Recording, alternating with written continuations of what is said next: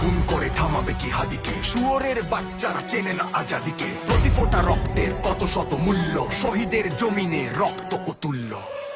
এই হাদি একা নয়, হাদি কোটি লক্ষ, বাংলার পুরোটাই হাদিদের পক্ষ। শহীদের কাফেলার ডর নাই, নাই ভয়, হাদিদের প্রার্থনা যাই চাই তাই হয়।